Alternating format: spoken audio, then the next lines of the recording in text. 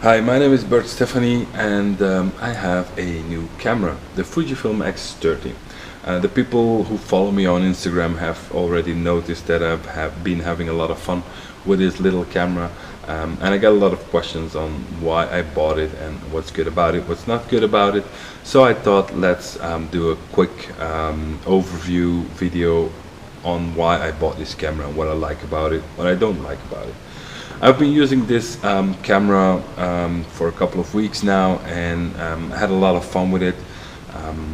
I'm not going to go for a full review thing, but I'm just gonna talk about what I like and throw some recent pictures in the video so you can see what I've been doing with it.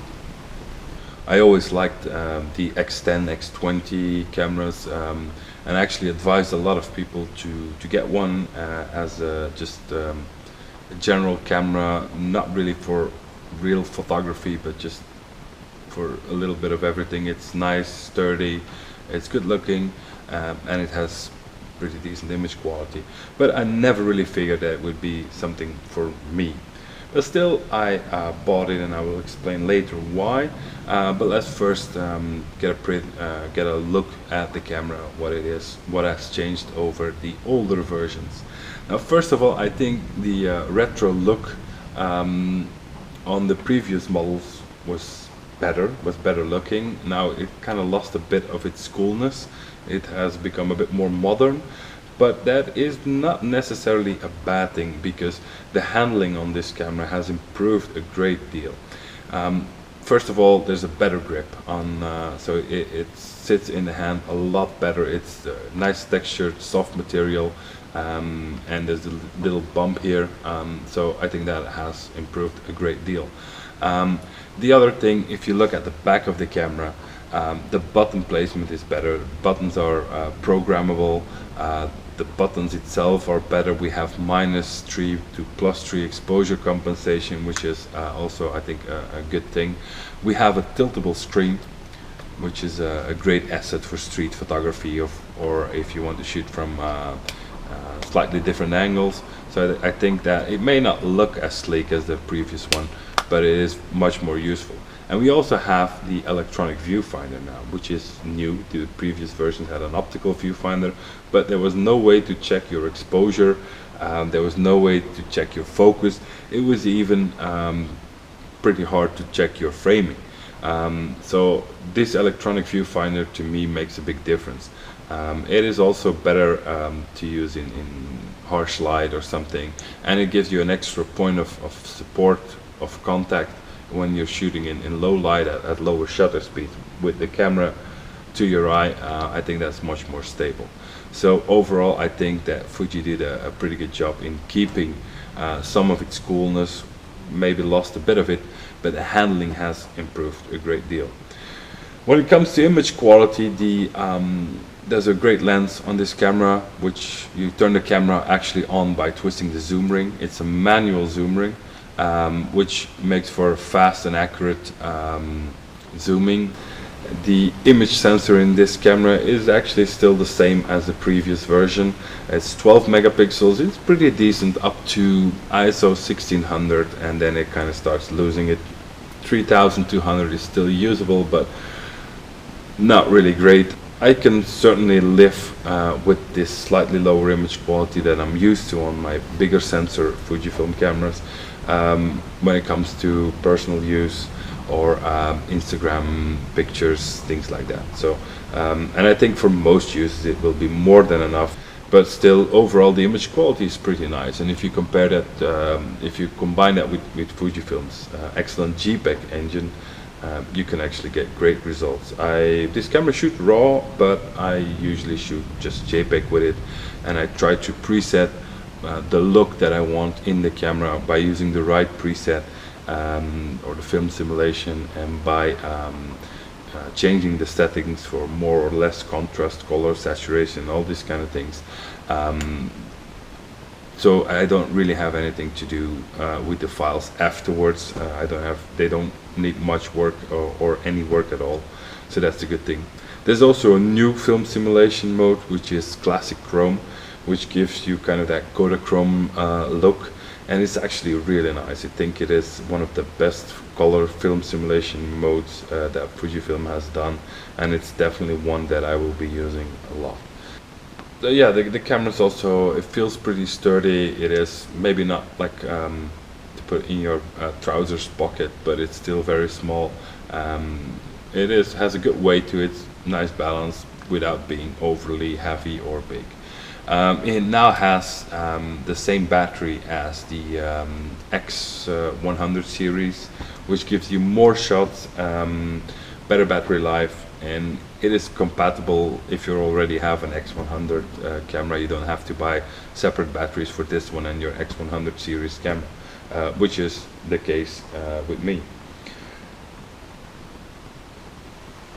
There's the usual special modes and scene modes and filters and all that kind of things, which is something that I generally don't use, but it also has the program mode, shutter priority, aperture priority, manual mode.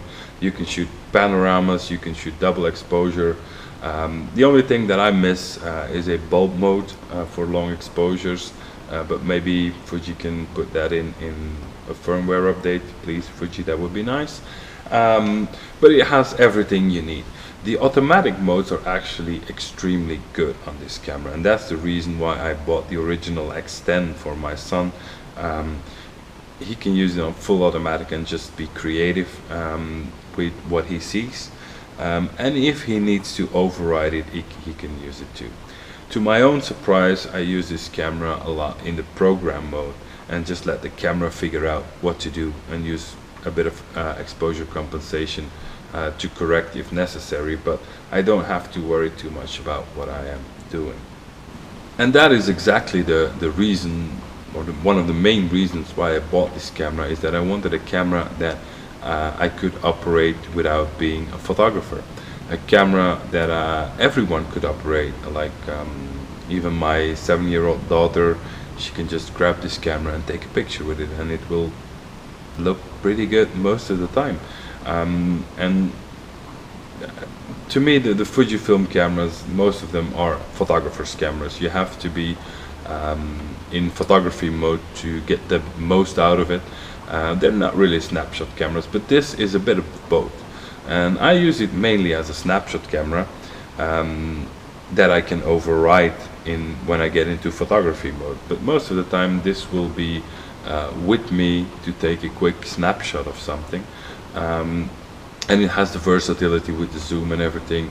I'm working on this project about hunting, and sometimes I just need to have there's too much going on to be really in photography mode when it comes to safety and everything, and that's one of the reasons why I bought this. I'm finishing up this project right now. There's some things missing, some things that need me to be very involved with with what's happening on these days. So it's not always easy to be in photography mode, and this camera is supposed to help me with this, and I've tried it a couple of times already in this project, and it works just as I hoped, even better. This is, to me, it's like the ideal Instagram and the social media camera. The camera has Wi-Fi built in, so I can just simply transfer a file from my camera to my phone and just upload it to Instagram, which is brilliant, and which is what I do most of the time. I used to use iFi cards and everything, but it's just a mess. They work, but it's a bit complicated, and with this it's just so simple. The app on the iPhone or iPad is just great. You can even control your camera remotely, which is nice for street photography. So this has a really a place in my jacket pocket most of the time for whatever that comes my way. So that works really well. The other good thing about the Wi-Fi is that you can directly print from the camera to the Instax SP1 printer, which is always nice. I often have that with me. It's nice to give people a little print. So it's kind of like my sharing, online sharing camera too. So to sum it up, I think the X30 is the kind of camera that is probably a much better choice for 90% of the people who buy an entry-level DSLR. It is easy to use and still has the options to override manually. It has a good zoom, good range, good quality, and it's more pocketable, much smaller than a big DSLR.